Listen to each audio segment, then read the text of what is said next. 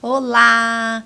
Mais um episódio da nova temporada do Pode Ficar Imune. Eu sou a doutora Ana Carolina da Matainha, sou alergista e imunologista, sou professora de medicina aqui da Unital, Universidade de Taubaté. E nosso objetivo aqui no Pode Ficar Imune é a gente falar sobre alergia, imunologia, doenças raras, o que tiver relação, né?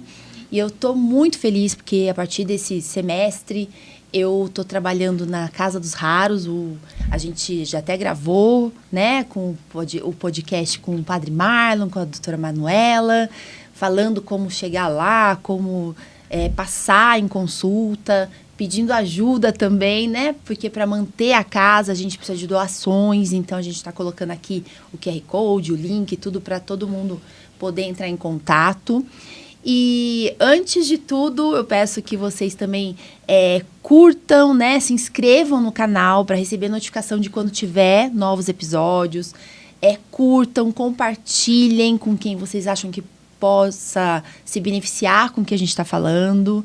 E a ideia é a gente trazer novidades da área da imunologia, na área da imunidade. Então, eu pedi para a gente gravar esse episódio com a doutora Manuela. Oi. Doutora Manuela Galvão, a nossa geneticista, que está aqui em Taubaté, na Casa dos Raros, também é professora da universidade.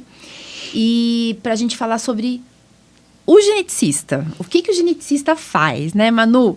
Quer se apresentar? Fala um pouquinho, quem não assistiu o outro episódio, fala de onde você veio, como você veio parar em Taubaté. Eu sou Manuela Galvão, eu sou médica geneticista, fiz medicina na Universidade de Pernambuco, Estadual de Pernambuco. Fiz genética médica na Unifesp, então me formei em 2020, né? Terminei a residência em 2020. E de lá para cá eu trabalhei em Recife, no IMIP, que acho que é o maior hospital materno-infantil de Pernambuco. Trabalhei em Belém do Pará, Odisseia, e trabalhei em São Paulo. E aí estava trabalhando em São Paulo, vivendo lá, tranquila, e me chamaram para coordenar aqui a Casa de Saúde Nossa Senhora dos Raros. Então, estamos aqui, né, com nosso serviço, que é lindo, que é um serviço realmente com um propósito, né? A ideia o que me atraiu muito foi a ideia de criar, eu falo muito isso pro padre, de criar um serviço de excelência com a nossa carinha. Então, é um serviço de excelência que recebe muito bem os pacientes, mas que tem o nosso jeito de manejar. Então, a gente acolhe muito bem, a gente tem essa humanidade que talvez não se encontre em outros lugares, que seja aquilo atendeu, vai embora. A gente não, a gente acolhe mesmo e acolhe as famílias. Basicamente é isso, eu sou uma geneticista apaixonada por genética, apaixonada por doenças raras e apaixonada por tentar resolver a vida das pessoas. É basicamente isso. Mãezona também. Mãezona de uma pitiquita. Linda. Tem um Instagram que é genética. Isso, o Instagram é genética, @genética médica _descomplicada. Eu acho que é isso. Se tem dificuldades. Vê aí nossa equipe. Vê aí que a gente já corrige. Então, eu queria, assim, eu vou te contar uma coisa que eu não te contei ainda. Quando eu fui fazer medicina, eu queria fazer genética, sabia? Sério? Que legal. No primeiro ano, eu queria fazer genética. Mas depois, eu falei, nossa, muito, né, sei lá, eu sou mais velha que você. Então, acho que na época não tinha especialidade genética. Daí eu acabei fazendo pediatria, daí meu filho era alérgico, tal, fui para alergia e acabei aqui na alergia e imunologia. E agora, quando eu vejo, eu acho que deu um boom, né, de genética depois da pandemia, né, de estudo, da gente ter isso mais fácil. Eu falo, nossa, como tá relacionada, né? Então, a gente fala um pouquinho, o que o médico geneticista faz? Então, Como que é a consulta? A gente, a Sociedade Brasileira de Genética Médica surgiu, se eu não me engano, foi no começo da década de 90. A gente tem, já tem residências no Brasil que tem mais de 10 anos, certo? E bem mais de 10 anos, tá? As mais antigas, se eu não me engano, é Ribeirão, no Sul, e USP e Unifesp. São as que são mais antigas, mas a gente tem... No Nordeste tem menos residências, no Norte quase nada, Centro-Oeste tem, e Sul e Sudeste se concentra muito em São Paulo, mas existe no Rio, existe em Minas Gerais... Mas realmente são poucos serviços e que absorvem um número pequeno de residentes. Então, por exemplo, na minha residência era eu e mais outra. Então, sempre por ano são dois residentes. Então, são poucos residentes mesmo. Por exemplo, alergia são 8, né? Pediatria também aqui em Taubaté são 8 por ano, né? Então, é muito pouco mesmo. É muito pouco. E aí,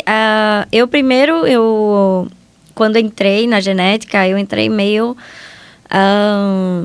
perdida, né? Eu queria fazer genética, eu fiz a prova, pensando em trabalhar mais com criança, porque eu gosto de criança, e pensando em trabalhar com quem realmente precisava de mim. Eu tinha muito... Não pediatria. Não pediatria, que a criança ia ser... Ai, desculpa, não quero falar. Não, mas é que eu não tinha eu não tenho muito perfil de fazer a puericultura.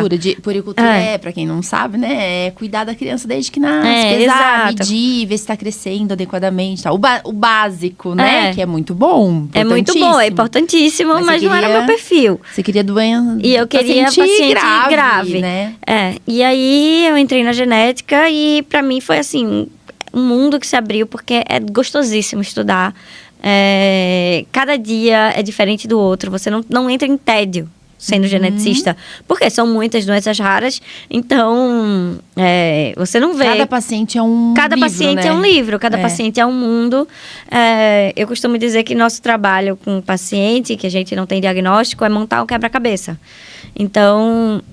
a gente vai vendo os sinais e sintomas por um lado, tem algum problema craniofacial. Então, você junta que tem um problema cardíaco, o mesmo paciente, e pode ter um problema renal também. Então, pensando isso, a gente pensa em qual síndrome. E aí, a gente consegue direcionar. Muitas vezes, a gente consegue dar o diagnóstico só olhando para o paciente. Quando você é bom dismorfologista, você consegue dar o diagnóstico só olhando pro rostinho do paciente, ou pelo menos pensar num grupo de doenças. Tem, né, assim, igual na trissomia do 21, né? A gente bate o olho e você fala... tem o fenótipo, né, que a gente chama. A gente já percebe que deve ser, né? Exato. Ou então tem a orelhinha que é baixa implantação. Exato. Ou então... vou dar um exemplo, assim, a mão, né, que tem a que tem a prega palmão. Eu tenho uma prega palmão transversa. Só isso. Só isso não quer dizer nada. Só isso não quer dizer nada, que é a prega que é única, né? Mas mais outras características vão só de olhar. Então, você tendo uma malformação maior, por exemplo, uma malformação maior é uma cardiopatia, uma cardiopatia congênita, ou uma fenda palatina, uma malformação do sistema nervoso central, é uma malformação maior. Né? Malformação, né? Isso, é uma malformação que causa prejuízo na vida do paciente. Junto a uma malformação maior, você ter 3 dismorfias ou malformações menores, aí junta a prega, junta a fenda palpebral ou a orelha baixa, você pode pensar num quadro sindrômico, entendeu? Então, você tem que montar um quebra-cabeça para conseguir chegar numa hipótese diagnóstica. Tá. Lógico que tem muita síndrome genética que você não vai conseguir pensar num fenótipo específico, que vai ser inespecífica. E aí a gente lança a mão, né, de exames que não vão ser somente comprobatórios. Por exemplo, você vê um paciente com trissomia do 21, você diz, esse paciente tem trissomia do 21, mas a gente faz o cariótipo.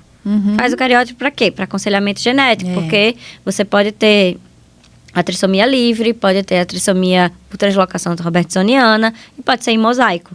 Então, a gente tem diferentes exames, né, cariótipos diferentes que podem causar o mesmo fenótipo. Então, a gente faz o cariótipo por isso. Mas tem pacientes que a gente vai precisar fazer os exames genéticos para conseguir chegar no diagnóstico, que não vai ser somente olhar e dizer, entendeu? Tá.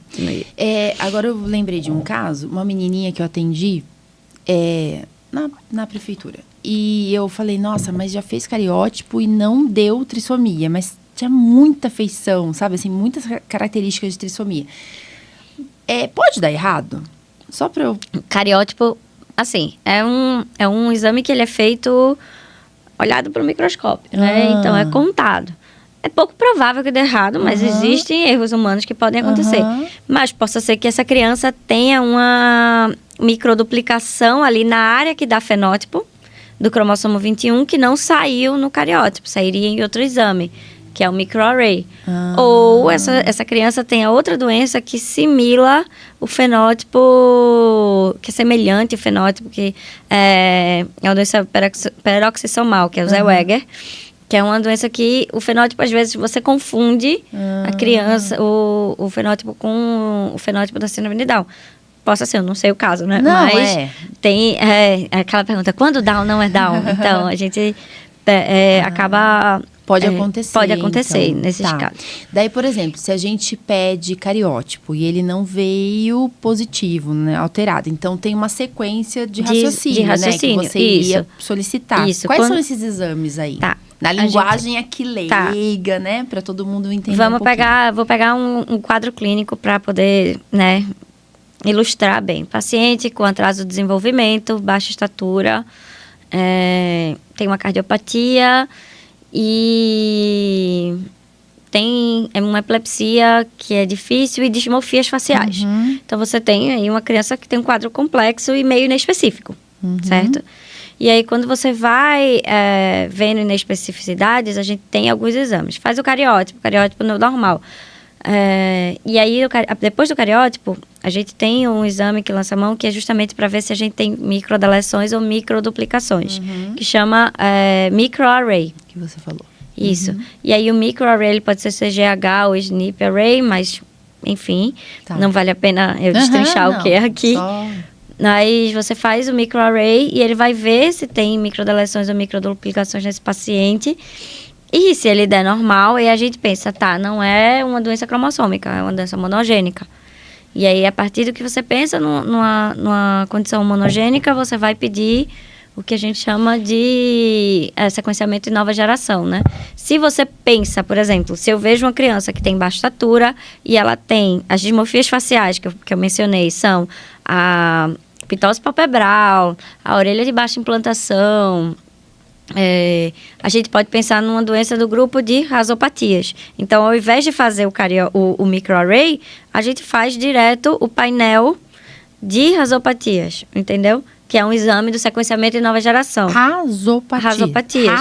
No caso dessa síndrome específica. Você pensaria numa síndrome de Noonan ou uma síndrome de Costello ou algo do tipo. Então, você pensaria faria um painel de rasopatias. E aí, você consegue fazer o diagnóstico de uma doença monogênica pensando mais específico. Mas se você não pensa em nada específico, você pede o sequenciamento completo de todos os exons do genoma, o exoma. Entendi. Entendeu? E aí ele pode dar positivo, né? Pode dar positivo, pode dar um resultado, né? Pode vir com a mutação, pode vir com a mutação inespecífica, que não tem classificação ainda, né? Que a gente chama de variante de significado incerto. Ou pode vir benigno, sem nenhuma mutação. VUS. Não, o VUS é o variante de significado incerto, é o VUS. E pode vir sem nenhuma mutação. Aí a gente tem que lançar mão de outros mecanismos. Muitos desses mecanismos ainda estão no âmbito de pesquisa, que é pesquisa de metilação, metiloma, né? Você faz... eu acabei de vir num congresso que falou disso. E alterações de metilação podem dar sintomas, né, sinais e sintomas, podem dar um fenótipo de alterações de mutações de ponto. Então, você pode não tem alteração no material genético, mas tem alteração de como ele está inibido ou ativado. Deu para entender? É muito difícil. É muito difícil. É muito difícil. É super gostoso de estudar. É maravilhoso. Você no congresso fica assim, ó. É muito bom. Eu sou da época que a gente só conseguia fazer cariótipo lá no hospital, né? Então, 20 anos de pediatria que eu fiz, né? Depois eu fiz alergia. E hoje, eu tenho paciente em comum com você, que Ele tá com 15 anos, né? E desde pequenininho ele já tinha várias infecções de ouvido, tudo. Só que agora a mãe já tinha pago um teste genético, que era o perfil genético para imunodeficiência. Que deu normal. Que deu normal. E ela pagou na época, né? Porque eu falei, olha, tem como fazer. Ela foi atrás lá, a família juntou dinheiro, pagou. E eu vou chamar ele para vir aqui contar a história. mas assim, só pra gente relembrar, daí esses dias saiu o teste genético dele, né? E deu uma variante, acho que você pediu tudo e fez porque ele tem convênio, daí conseguiu fazer o exoma. Acho que foi isso. Ou você pediu o perfil para imunodeficiência, não sei. Eu acho que foi o exoma mesmo. E deu lá uma mutação que tem a ver com comum variável. Isso, e quando eu vi esse resultado, que a mãe me mandou, né? Eu vi esse resultado, eu falei, nossa, Denise, assim, agora a gente sabe, né, que bateu isso, né? Isso. E daí ela falou, doutora, hoje é até aniversário dele. Daí eu falei, nossa, será que foi bom ele ter recebido esse resultado? Daí ela falou assim, nossa, a gente ficou tão feliz de saber que tudo isso que ele passou, que a gente passou, tem uma resposta, sabe? Então, assim, não que... no caso dele, essa mutação não vai ter terapia gênica, né? Não vai ter o que a gente mudar ali não o agora, gene. né? Não ainda. Agora, ainda. Então, ainda, gente. Mas, olha que legal, né? E, tipo, eles ficaram felizes. Daí até a gente foi... Agora a gente vai pensar aí na família, o pai, ela, Exato. né? De onde veio isso, né? Porque vocês fazem isso, né? Vocês fazem essa investigação para saber se foi essa pessoa que teve a mutação, não é isso? Isso. Depende, na verdade, depende da mutação, depende do quadro clínico. Por exemplo, se vem um gene que é recessivo, né? Que vem mutação nos 2 alelos, a gente vai saber que vem um do pai ou da mãe. E que eles são heterozigotos, né? Que é quando cada um carrega, cada um é portador. Tipo azão-azinho, só pra gente entender, azão-azinho. Né? Tá. E se vem uma dominante... A gente aprende lá em genética. Se vem uma dominante de um gene que não tem uma expressividade variável, porque existe isso também, de você ter uma expressividade variável para cada paciente, pode ser mais grave ou menos grave, você pode dizer, não, muito provavelmente foi nesse paciente que ocorreu a mutação específica. Tá. Né, se for um gene dominante. Por quê? Porque se o pai ou a mãe já teriam tido sintomas, entendeu?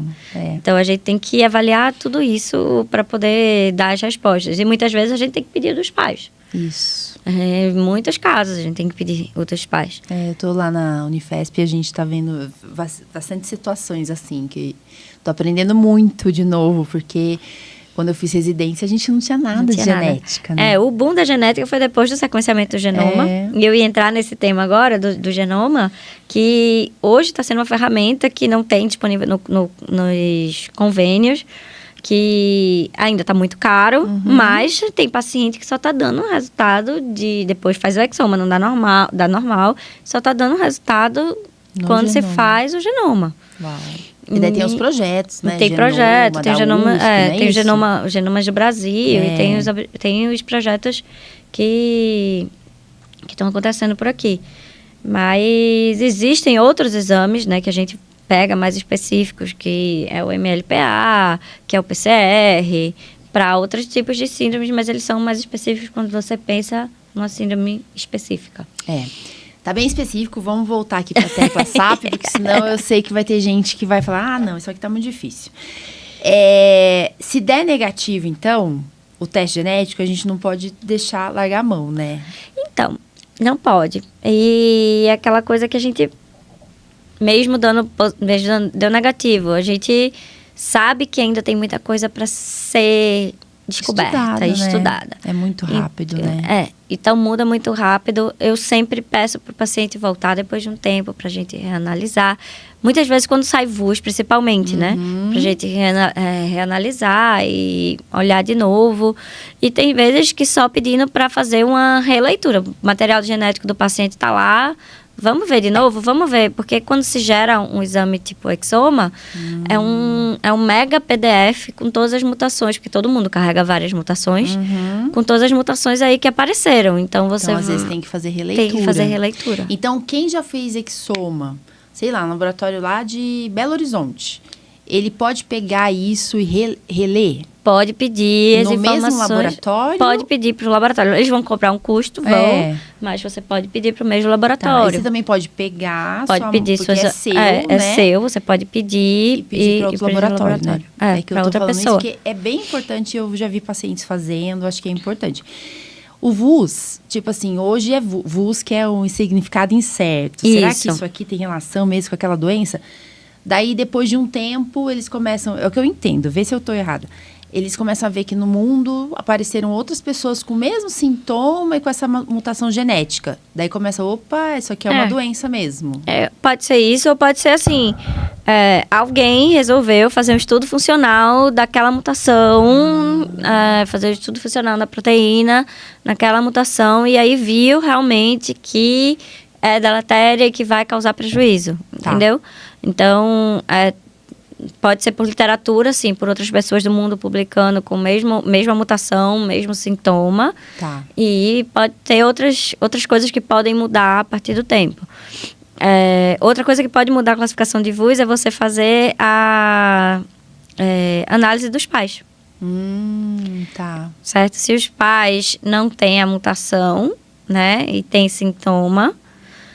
e não tem sintoma, então pode ser que seja ela responsável. Mas se um dos pais não tem sintoma nenhum e tem a mesma mutação, é pouco provável. Entendi. Entendeu? Então a gente consegue ver se tem... Importante avaliar o pai, né? Avaliar os pais. Tá. E lá na casa dos... Não, eu vou falar isso depois. Eu vou perguntar outra coisa, assim, que esses dias me perguntaram, uma médica perguntou pra mim se o teste genético da bochechinha... tinha indicação de todo mundo fazer.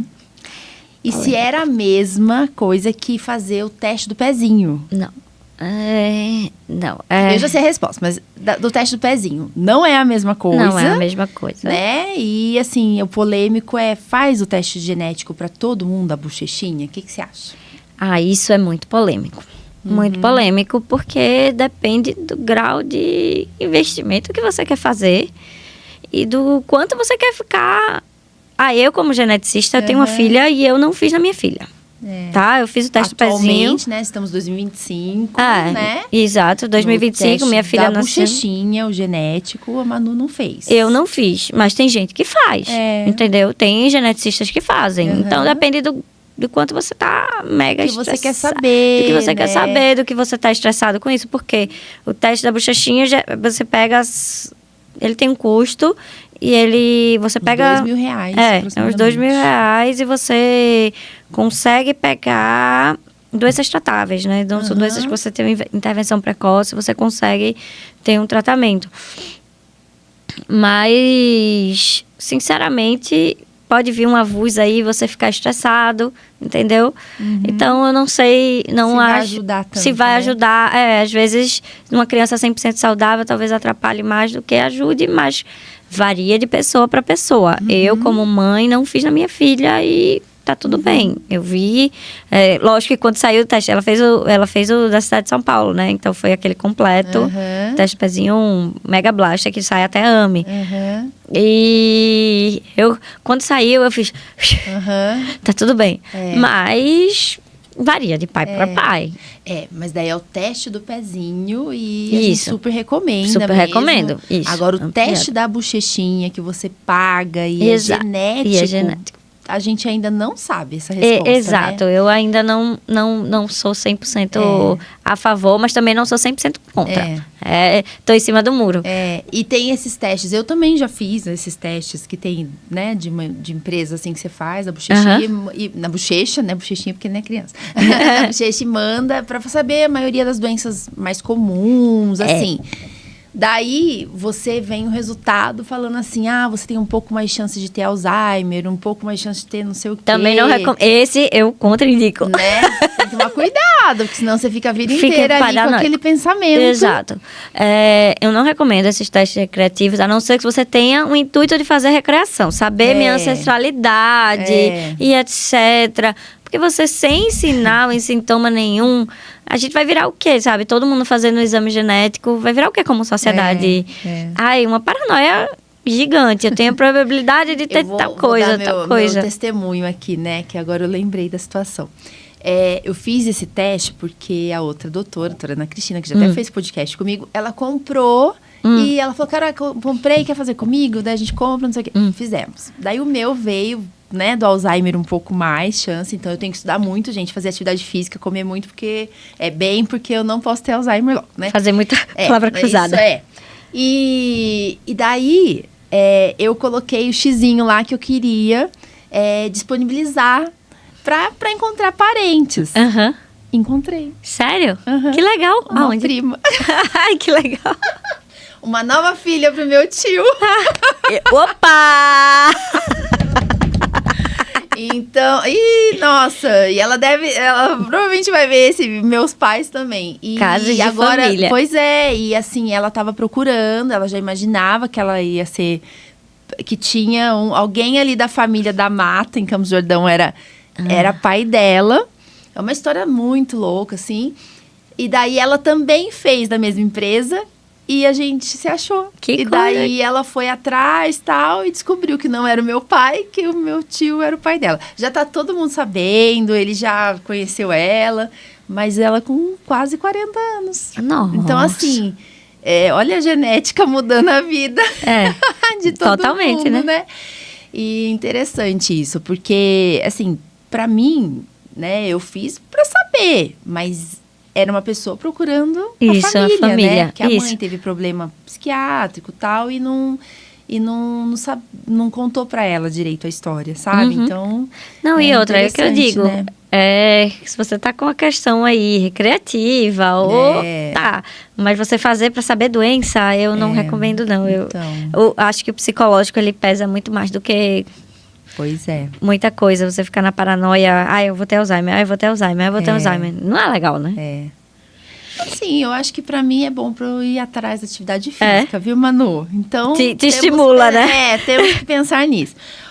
Eu acho que eu perguntei tudo que todo mundo tem meio dúvida, né? Porque eu mesmo, como médica, eu tenho essas dúvidas. Será que eu peço exoma? Será que não sei o quê? E agora eu queria falar da Casa da Saúde pra gente terminar. A Nossa Senhora dos Raros, lá que a gente está trabalhando, que atende SUS.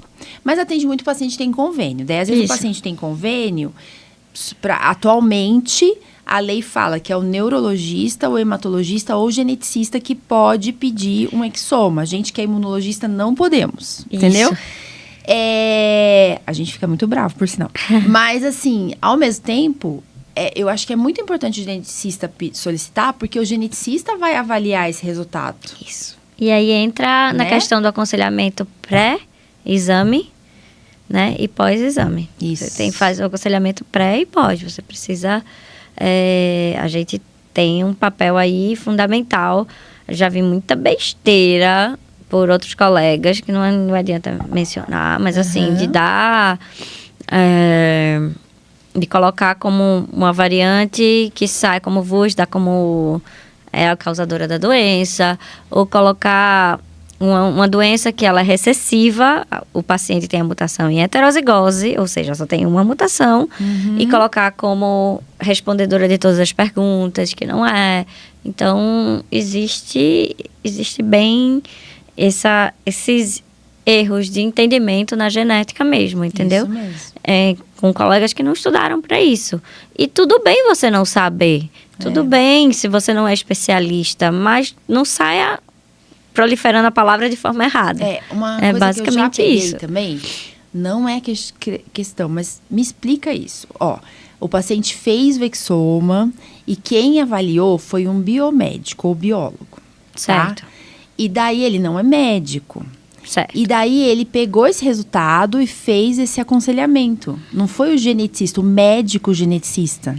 É arriscado, né? Então, Assim, eu tô falando isso pra gente... quem ligar fez esse a alerta análise mesmo. do papel do exoma... Isso, veja, porque a análise do papel realmente, hoje a gente tem, nas equipes do laboratório, geralmente tem um médico geneticista, mas a equipe que faz análise, que faz realmente... Mas o paciente, nesse ele caso, passou ele com não passou com um geneticista em entendi. consulta. Entendi. Entendeu?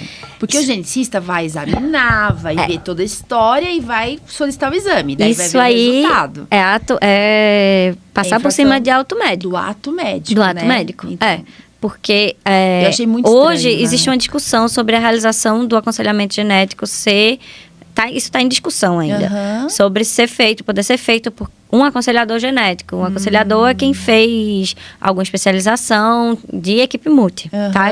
Que não Uma seja enfermeira, médico, que não né? seja médico. Uma enfermeira, fisioterapeuta, biomédico, que fez a especialização em aconselhamento genético. Existe essa discussão ainda. Tá. Mas solicitar o exame, dar Não. diagnóstico... Solicitar foi um médico que solicitou. Só que daí, quando fez o resultado, passou esse médico... Não foi o médico que solicitou que explicou, entendeu? Entendi. Eu achei muito estranho Não, também. Eu falei, isso aí é uma questão muito polêmica que Né? ainda está em discussão. É. Inclusive, assim, existem posicionamentos bem diversos. Teve uma discussão no grupo de geneticistas semana passada, na verdade. Absurda por conta disso. E Entendi. eu, particularmente, eu não sou a favor. Porque a gente, então, eu fico em se preocupada tratando também. de um país que a gente não tem fiscalização tão boa em várias instâncias, a possibilidade de dar um problema, entendeu? De acontecer um erro brutal. Porque no caso, explicou pro paciente, pra mãe do paciente, que aquilo era o que causava o que o paciente tinha. Só que Não era. batia, sabe? Exatamente. Então, é um paciente que a probabilidade eu tô de acompanhando há muito erro tempo aí é que eu falei, muito opa. maior se a pessoa não tem a formação correta. Então, E aí entra em questão de ato médico. O aconselhamento genético é um ato médico, não é um ato médico, nos Estados Unidos não é. E aí tem gente, parte dos geneticistas acha que deveria não ser e parte dos geneticistas, mas os geneticistas que acham que deveria não ser um ato médico são geneticistas que estão em centro de pesquisa. Entendeu? São que estão dentro da universidade, né? mas Porque quem você está na tem que prática acompanhar clínica... o paciente, Isso. ver se aquilo tem relação com o que realmente ele tem, né? Isso. E quem está na prática clínica, geralmente não é 100% a favor, não. Não é a favor. Se um paciente do SUS, né, não tem convênio, chega lá na casa de saúde e você tiver que pedir esses exames, assim, como que tá fazendo atualmente, 2025? É muito complexo. Ainda estamos, né? Porque a gente... São exames caros, né? Por isso que eu perguntei. A gente geralmente não pode solicitar os exames caros. A gente pode aconselhar a fazer.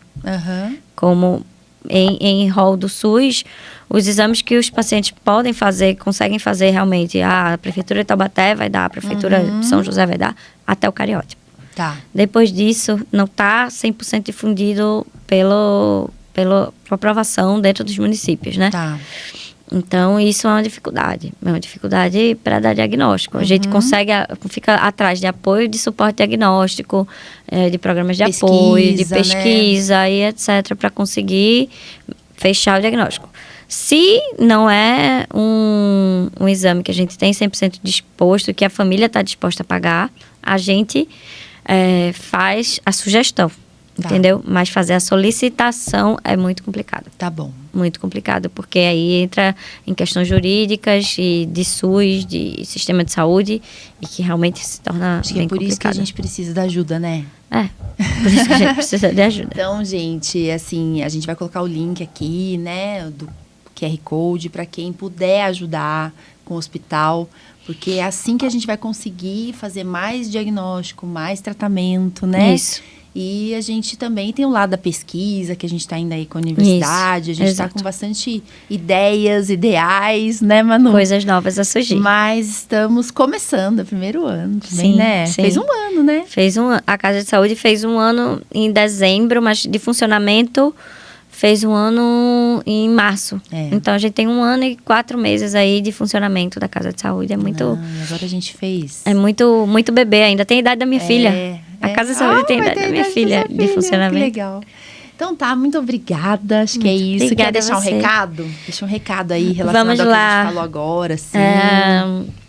Para os médicos, saber quando encaminhar, né? Suspeita de doença rara, saber quando encaminhar para um médico geneticista, ver os sinais e sintomas, sempre ouvir os pais, sempre ouvir as mães, sempre ouvir as queixas dos pacientes de forma o mais humana possível. Às vezes, no dia a dia, isso acaba se tornando um pouco corrido, mas tentar. E a gente, para funcionamento da Casa de Saúde, Nossa Senhora dos Raros, a gente é 100% filantrópico, então contamos com doação para poder manter o funcionamento. E pacientes que estão interessados, que têm suspeita de doença rara ou que têm já o diagnóstico de uma doença rara, pode se inscrever no link que vai ser mostrado, né, no Forms, que vai ser mostrado o link aqui no vídeo. E se tiverem alguma dúvida, se tiverem alguma questão, né, precisarem de alguma coisa, a gente está sempre à disposição, a gente está sempre atuando de portas abertas e estamos por aqui. Sempre que precisar, Carol, só é gritar e várias estamos ideias aqui. aqui na cabeça já. Então, a gente tem um Instagram aqui do Pode Ficar Imune, @pode demudo ficar imune. Tem o meu também, @ DRA, né, doutora Ana Carolina Alergista.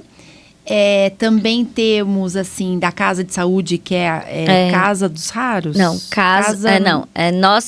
Nossa Senhora dos Raros. Isso ela lembra direitinho, agora. O meu eu não lembro, não. Ela não lembra. E eu queria agradecer, não deixa de compartilhar, se inscrever no canal, que isso ajuda muito. Preciso de sugestões também, de novos convidados, então fale aí, eu quero trazer pacientes que queiram participar para contar a sua história. Pode falar comigo também, que eu acho que é muito importante a gente deixar na internet isso. Vai ajudar muitos pacientes a conhecerem o seu diagnóstico, saberem como que é a história do paciente com doença rara. Pode ser da minha área de imunologia, né, Manu? Pode ser lá da Casa dos Raros. E eu estou muito feliz, muito obrigada por aceitar esse convite. Muito obrigada, E a gente participar. fazer parte de tudo isso aí. Obrigada, gente. Até o próximo.